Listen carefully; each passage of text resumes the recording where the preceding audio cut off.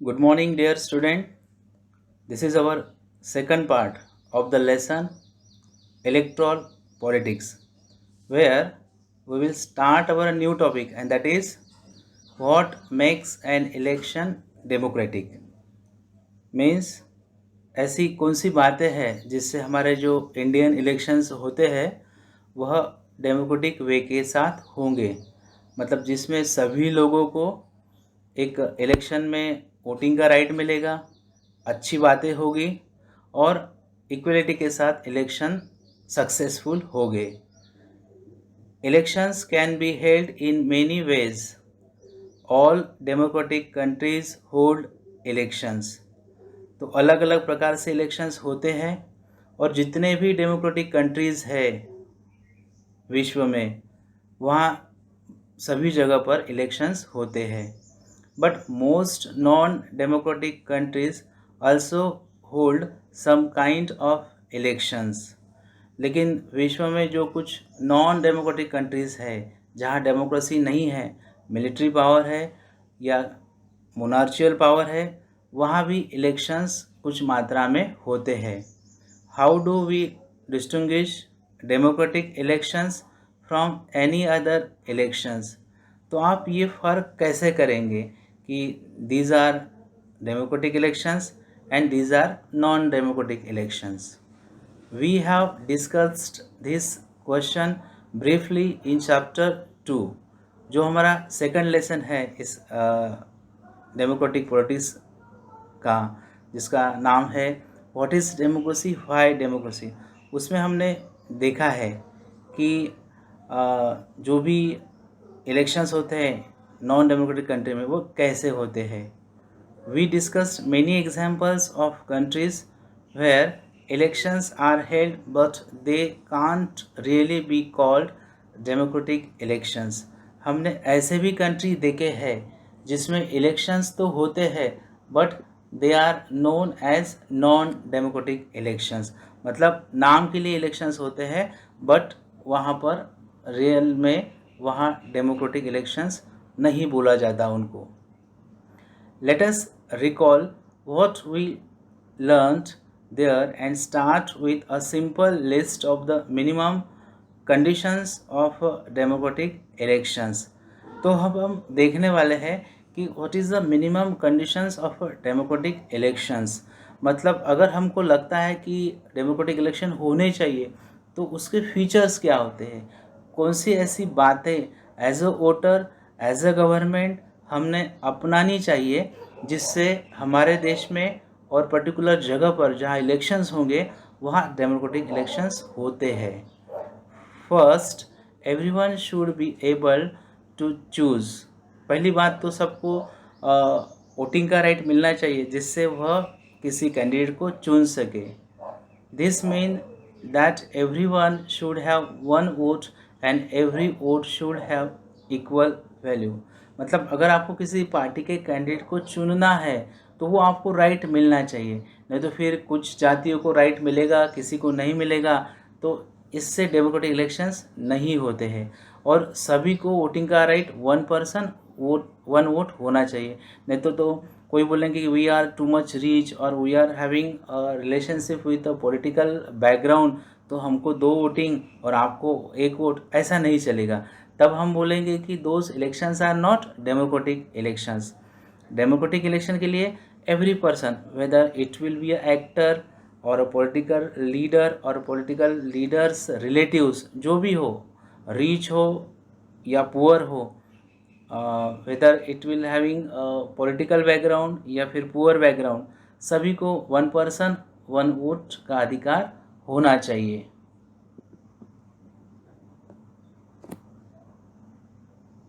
Second, there should be something to choose from।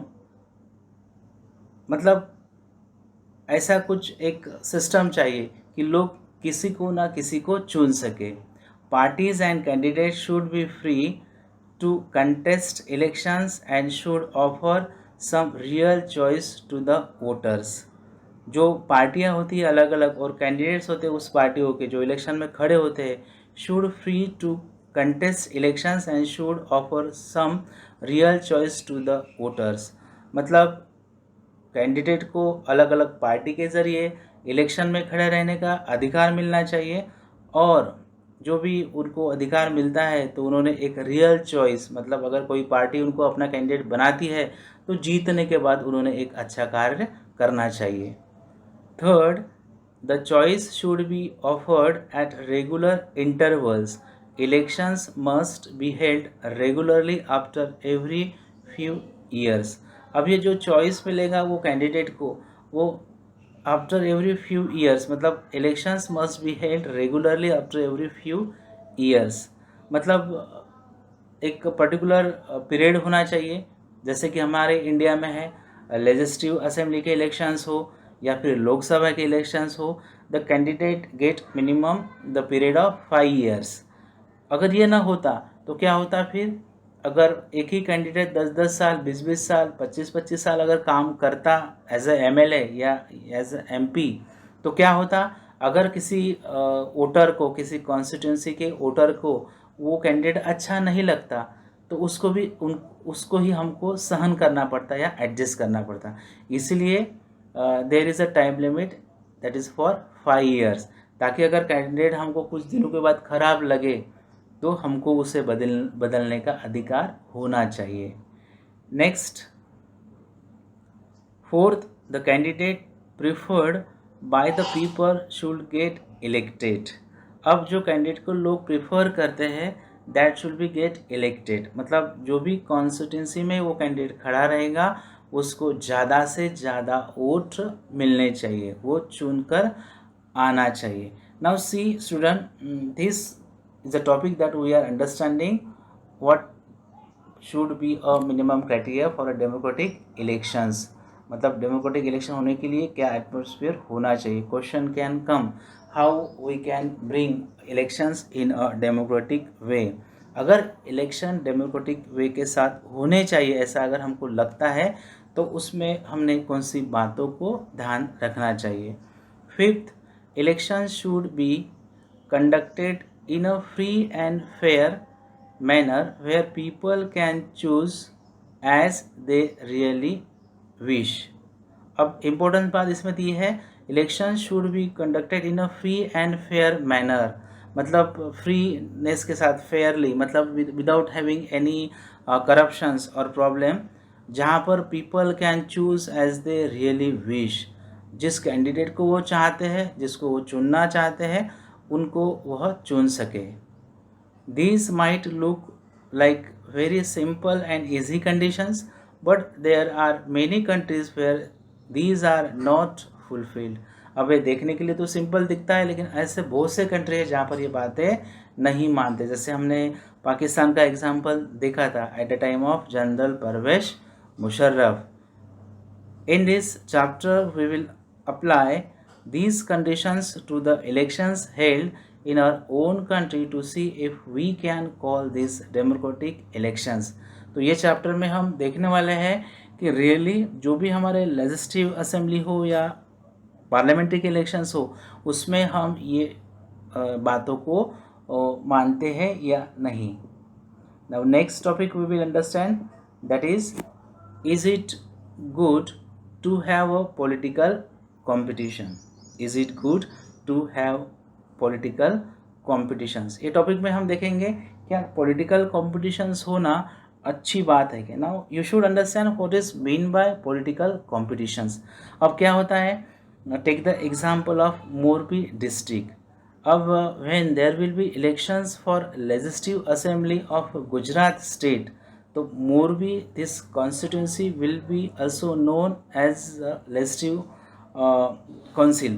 तो यहाँ जो भी कैंडिडेट बाय द पार्टीज खड़े रहेंगे, तो out of that those who will get maximum votings that will be declared as MLA of that constituency. तो according to the populations of a district, sometimes a district may be classified in two MLA constituency, and for parliamentary election for Lok Sabha, generally a whole district is classified as a constituency of Lok Sabha. तो for winning, take the example for MLA. So different parties are standing their candidates for the elections, and how these parties are best, how their candidates are best. So these candidates or the parties advertise their candidates. तो this is known as political competitions, means भाषण का देना, अपने candidate का प्रचार करना, how XYZ candidate is best, how XYZ party is best, ऐसा जो प्रचार करते हैं, एडवर्टाइजिंग करते हैं. तो ये जो कंपटीशन है, कभी कभी फिर झूठा भी बोलते हैं, समटाइम्स गलत बातें भी बोलते हैं, गलत एडवर्टाइज भी करते हैं. तो ये अच्छी बात है या नहीं, that we will understand. Elections are thus all about political competitions. हमको पता है कि आप भी देखते होंगे टेलीविज़न पर, जब भी लोकसभा के इलेक्शन हो या फिर स्टेट असेंबली के इलेक्शंस हो, तो आप देखते होंगे एक प्रोग्राम आता है सो सॉरी. उसमें आप देखते होंगे Narendra Modi, Amit Shah, Rahul Gandhi, Sonia Gandhi, Manmohan Singh, how the cartoons are presented, means the national leaders are having the cartoon role, and how they are talking and how they are, means this is made by the political parties, means through the cartoon also they show their leader as a great, and how the extra other parties leaders are very simple or comedy person. So this is also political competition. This competition takes various forms, अलग अलग forms में होती है. The most obvious forms is the competitions among political parties. तो political party में competitions होती है. आपने देखा होगा last time when there were the elections for Lok Sabha, तो that time we are observing Sonia Gandhi, Amit Shah, that Narendra ji Modi, Rahul Gandhi और different leader, how that comedy was done. Sometimes they are giving the speeches also. अलग अलग जगह पर उनकी सभाएँ होती है, अलग अलग शोज़, टीवी शोज़ होते हैं, जिसके ज़रिए they are means telling about themselves और their parties. If they are selected, what type of work they will do. At the constituency level, it takes the form of competitions among several candidates. अब आपको पता है अगर XYZ constituency होता है, अगर मोरबी अगर एक कॉन्स्टिट्यूंसी है फॉर लेजिस्लेटिव असेंबली, तो यहाँ कांग्रेस का एक कैंडिडेट खड़ा हो रहेगा, बीजेपी का एक खड़ा रहेगा, अलग पार्टी का एक खड़ा रहेगा, और वो तीनों चारों जो भी अलग अलग पार्टी के कैंडिडेट इस कॉन्स्टिट्यूंसी में खड़े रहेंगे इलेक्शन के लिए, तो they will have their advertise, their parties will have their advertise, और जिसको ज़्यादा वोटिंग मिलेगा they will be declare as the MLA of that constituency. If there is no competition, elections will become pointless. और बात सही भी है, अगर कंपटीशन नहीं रहेगा तो फिर इलेक्शंस पॉइंटलेस रहेंगे. मतलब through only this competitions what is happening, ये कंपटीशन के ज़रिए है voters are understanding who is best, कौन अच्छा है.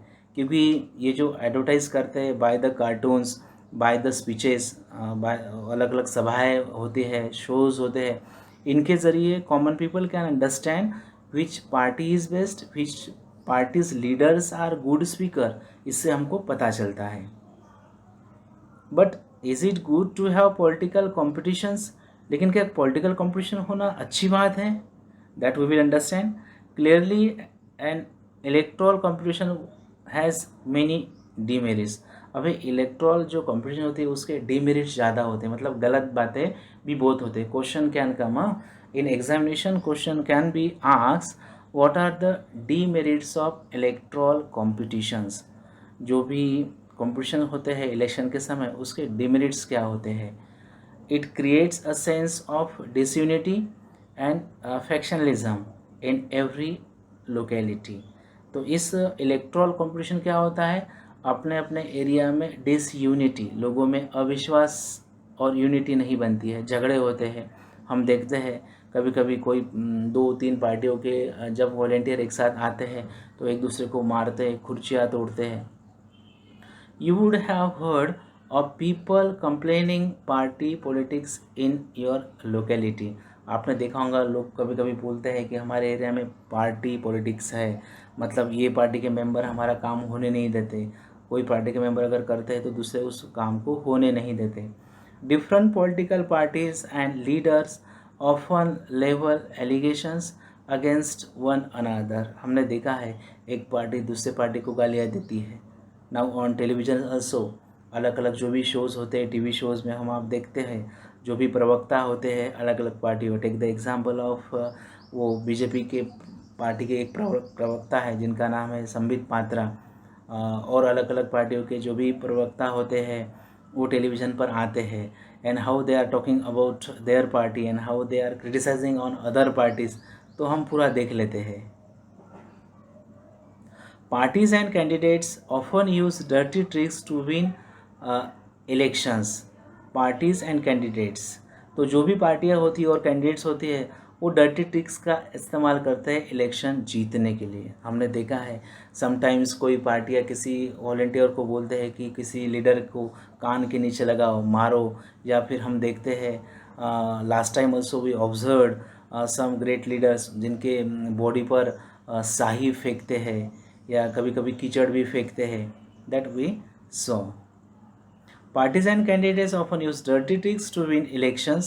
Some people say that this pressure to win electoral fight does not allow sensible long-term politics to be formulated. अब ये गलत बातें करके आप लास्ट तक जीत नहीं सकते हैं। If you will use dirty tricks in a politics तो कुछ समय के लिए आप जीतेंगे, बट ये आपका गलत नीतियाँ गलत तरीके से जीत कर आना ये ज़्यादा समय तक नहीं चलता है। सम गुड पीपल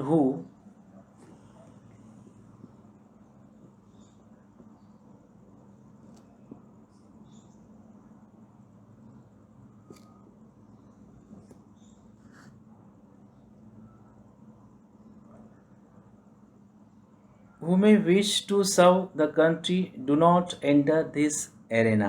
तो कभी कभी क्या होता है समटाइम्स कुछ लीडर इतने अच्छे होते हैं but because of this dirty politics they don't want to come in this area in this politics. कुछ कुछ लोग अच्छे वक्ता होते हैं बट उनको ये ऐसा झूठ बोलना, करप्शन करना, मारना पीटना, गालियाँ देना, दे डोंट लाइक दिस। इसलिए अच्छे अच्छे इंटेलिजेंट लोग भी फिर इस because of party politics, because of dirty politics वो इलेक्शन से दूर रहते हैं। और हम सब देखते हैं फिर अच्छे लोग इलेक्शन में खड़े नहीं होते, लीडर नहीं बनते। They do not like the idea of being dragged into unhealthy competitions. ऐसे अच्छे लोगों को अच्छा नहीं लगता है कि ऐसे अनहेल्दी माहौल में एंट्री करना।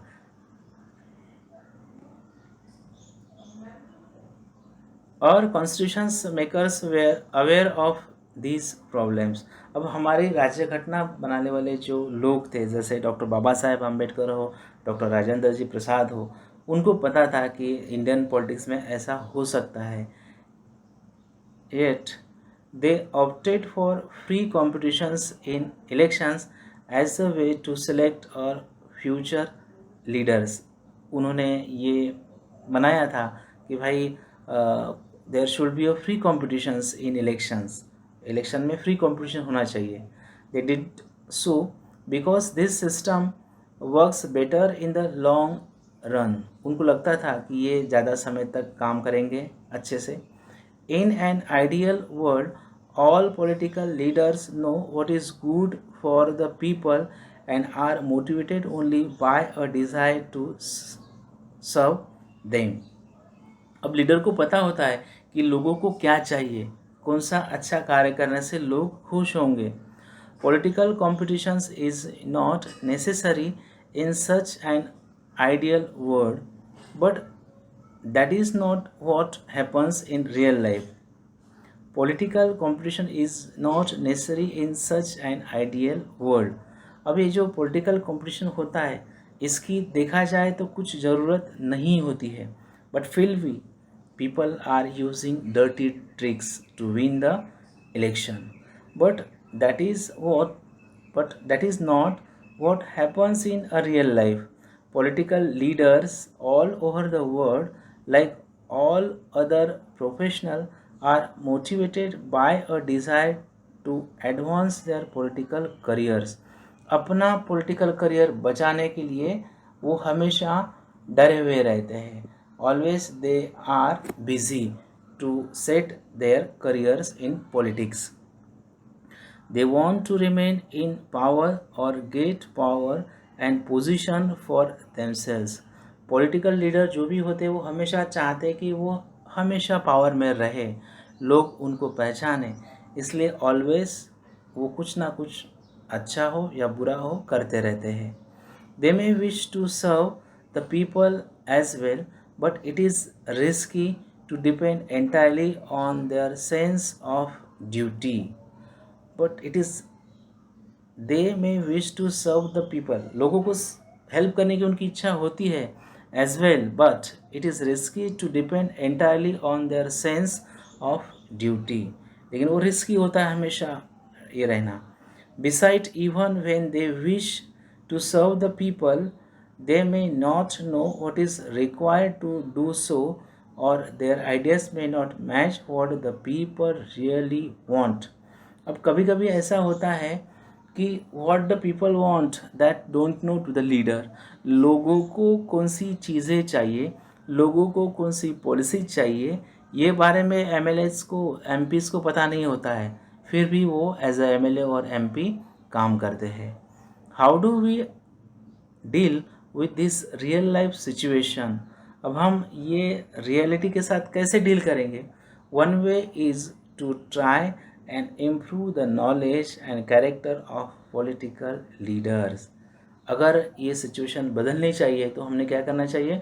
We should try to improve the knowledge and character of political leaders.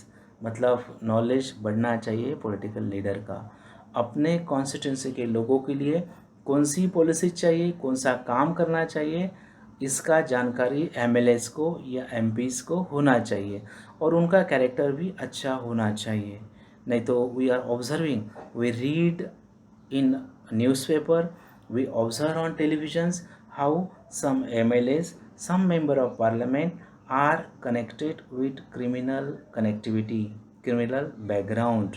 किस प्रकार से बहुत से एमएलए एमपीज़ पकड़े जाते हैं गलत तरीके से, किसी का मर्डर करते हैं, किसी को किडनैप करते हैं, या कभी कभी इनकम टैक्स डिपार्टमेंट भी उनके घर पर छापा मारता है. तो इसलिए एमएलएस और एमपी का कैरेक्टर अच्छा होना चाहिए. When their character and knowledge will be good, then definitely the MLAs and member of parliament will do best work for the welfare of the society. The other and more realistic way is to set up a system where political leaders are rewarded for serving the people and punished for not doing so. तो उससे best way क्या है. अब ऐसी बात society में होनी चाहिए कि if the leaders will do the best work, then they will be rewarded by the voters, by the peoples. And if they will not do the good work, then they should be punished. Punishment should be there. Who decide? Now see, leaders are rewarded for serving the people and punished for not doing so. मतलब अच्छा काम किया तो reward मिलेगा by the people, अच्छा लोग बोलेंगे, और अच्छा काम नहीं किया तो पीपल विल पनिश देम. अब वो पनिशमेंट क्या होंगी, that we will understand. So who decide this reward और पनिशमेंट. अब ये रिवॉर्ड देना या पनिशमेंट करना एज अ एमएलए और एज अ एमपी, ये कौन डिसाइड करेगा. The simple answer is the people. और आंसर क्या है, पीपल. क्योंकि people are having a most power in their hands. Because कोई भी एमएलए, कोई भी मेंबर ऑफ पार्लियामेंट, उसको जिताने का, उसको बनाने का कार्य वोटर करता है. अगर कैंडिडेट गंदा है, खराब है, तो voter will not give him voting in elections और वो हार जाएगा.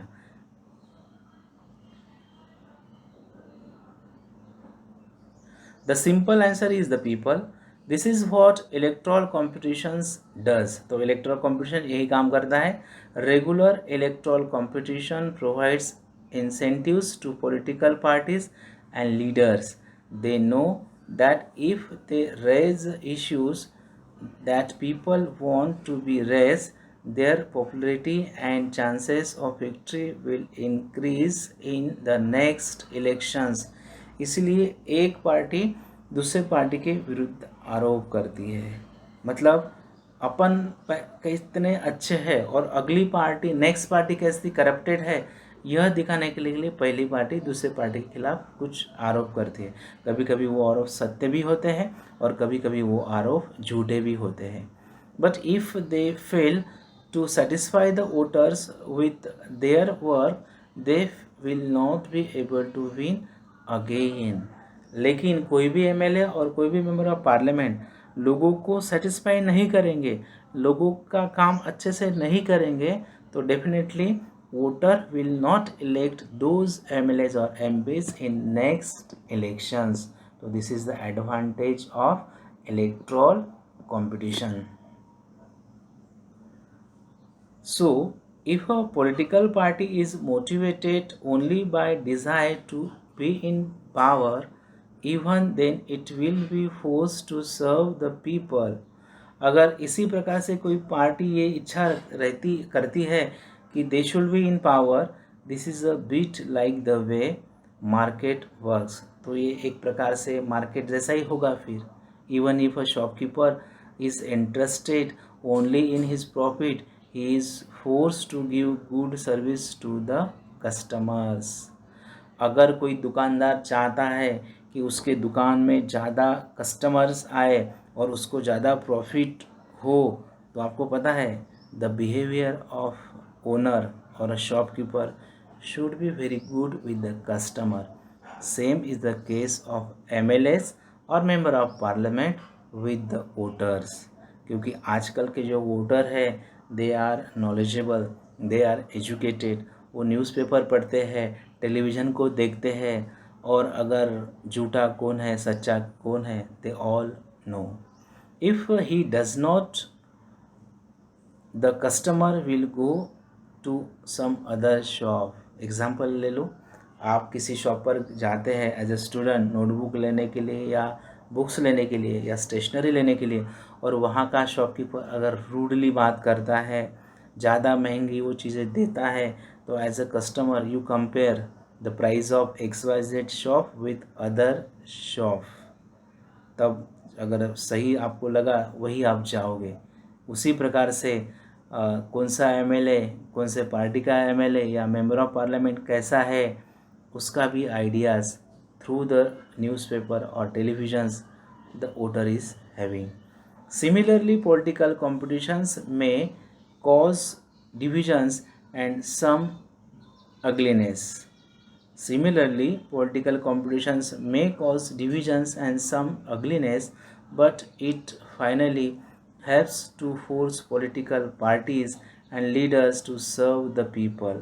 अब हमको पता है कि पॉलिटिकल कॉम्पिटिशन्स में कॉज डिवीजन, पॉलिटिकल कॉम्पिटिशन के कारण लोगों में दरारें आती है, कुछ अगलीनेस मतलब कुछ बुरी बातें भी उसमें है, but finally it helps to force political parties and leaders to serve the people. लेकिन पॉलिटिकल पार्टी को और लीडर को एक सेवा करने का चांस मिलता है और वो एक अच्छी तरह से सेवा करते हैं।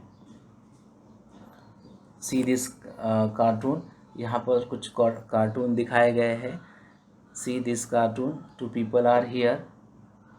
हिंदी में कुछ लिखा है, मेरे पास योजनाएं हैं, घोषणाएं हैं, वायदे हैं। Means these are the sentences of member of parliament MP और MLA at the time of elections, कि मेरे पास ये सब कुछ है।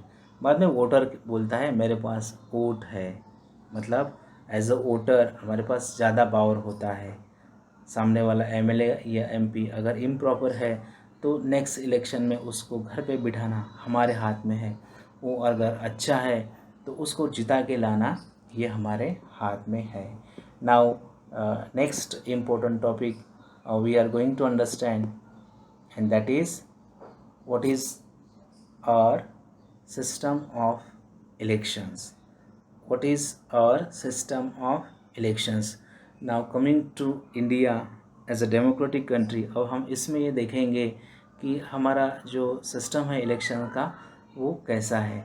मीन्स कितने ईयर के बाद इलेक्शंस होते हैं, who declare the dates for elections, who conduct elections, who make a result of elections, ये सब हम इसमें देखेंगे. Dear student, this is very important lesson, not only for passing in examination, but in future if you will become the MLA or MP of Gujarat or India, if you want to go in Lok Sabha as a member of parliament, or if you want to become a chief minister of Gujarat or MLA of Gujarat, so you should know the knowledge, because nowadays careers are changing a lot. Political is also good career. इसमें भी आप as M L as M P, prime minister या फिर सांसद बन सकते हैं. Now what is our system of elections. अब इलेक्शन सिस्टम हम इंडिया में देखेंगे. Can we say that Indian elections are democratic. क्या हम इंडियन इलेक्शन को डेमोक्रेटिक बोलेंगे? अब आगे हम देखेंगे. To answer this question let us take a look how elections are held in India. अब इंडिया में इलेक्शन डेमोक्रेटिक है या नहीं है, इसके लिए हमको हमारा इलेक्शन प्रोसेस देखना होगा. Lok Sabha and Vidhan Sabha, that is assembly, legislative assembly मतलब विधानसभा, और लोकसभा पार्लियामेंट का एक पार्ट है. Now Lok Sabha and Vidhan Sabha elections are held regular after every 5 years. आपको पता है हर राज्य के विधानसभा के इलेक्शंस और पूरी भारत के लिए जो लोकसभा के इलेक्शंस होते हैं वह हर 5 साल के बाद होते हैं. After 5 years the term of all the elected representatives comes to an end. मतलब 5 साल जिस पार्टी ने राज किया, सत्ता भोगा, आफ्टर 5 years के बाद वो चला जाती है और जो नई पार्टी जीत कर आई है वो सरकार बनाती है. द लोकसभा और विधानसभा स्टैंड्स डिसॉल्व्स. मतलब नया लोकसभा या इलेक्शन, विधानसभा का इलेक्शन होने के बाद पहला डिसॉल्व होता है. Elections are held in all constituencies at the same time, either on the same day और within a few days. तो जनरल इलेक्शन जब होते हैं इंडिया में, पूरे इंडिया में एक ही डेट को होते या थोड़ा बहुत डेट आगे पीछे होती है, same with the legislative assembly election. This is called a general election, जिसको जनरल इलेक्शन बोलते हैं.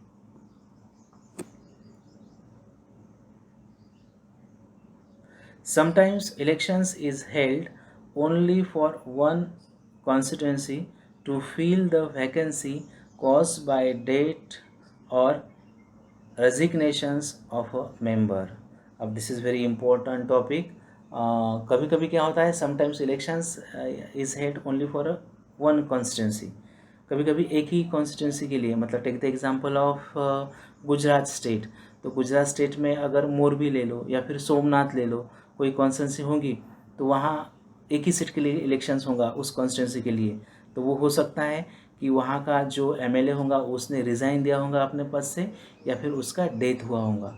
तो मृत्यु होने के कारण या उस पार्टी से जीता हुआ कैंडिडेट जब अपना रिज़ाइन देता है उस पार्टी से, तब उस पद जो वैकेंट होता है उसके लिए एक इलेक्शंस होता है.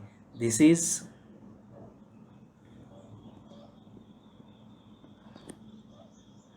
Is called a by elections. तो इसको क्या बोलते हैं? बाय इलेक्शंस बोलते हैं. Question can come in examination, what is mean by election. By election मतलब क्या? तो आपको आंसर देना है.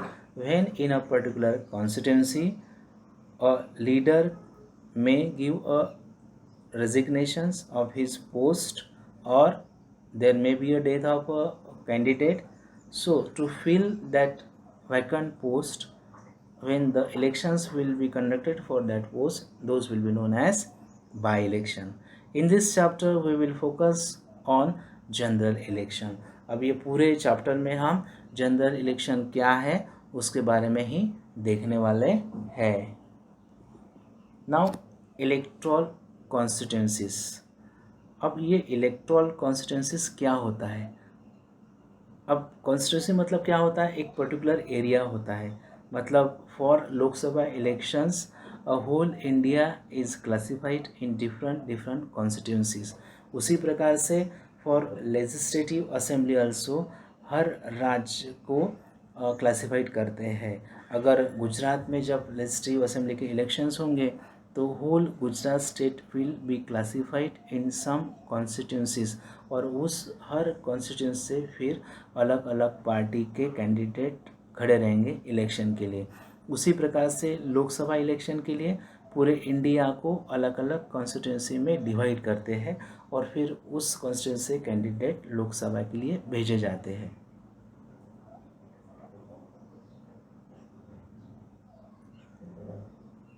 You read about the people of Haryana electing 90 MLA। Starting में हमने देखा कि हरियाणा के लोगों ने लेजिस्लेटिव असेंबली के लिए 90 MLA को चुना था।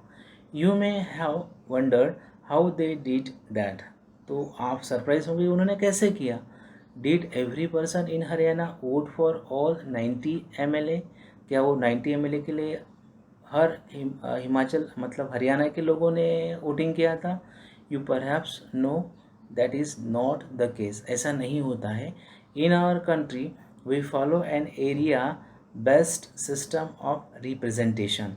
मतलब हर एक एरिया का एक कॉन्स्टिट्यूंसी होता है जहाँ से पर्टिकुलर पार्टी के कैंडिडेट इलेक्शन में खड़े होते हैं। The country is divided into different areas for purposes of elections. तो हर कॉन्स्टिट्यूंसी में अलग अलग पार्टियों के कैंडिडेट खड़े रहते हैं इलेक्शन में। These are called electoral constituencies, और फिर इसको इलेक्टोरल कॉन्स्टिट्यूंसीज बनाते हैं। और इलेक्टोरल कॉन्स्टिट्यूंसी कौन बनाता है? Election commission. On the basis of populations of that area this electoral consensus are made by the election commission. The voters who live in an area elect one representative. Suppose आप मोरबी इस constituency के member है, voter है, तो मोरबी इस constituency में कांग्रेस की तरफ से, बीजेपी की तरफ से और कोई पार्टी की तरफ से अगर 4-5 कैंडिडेट खड़े रहेंगे तो आप उनको ही वोटिंग करोगे, ना कि आप अलग कॉन्स्टिट्यूंसी के लिए वोटिंग करोगे। तो this was all about this topic.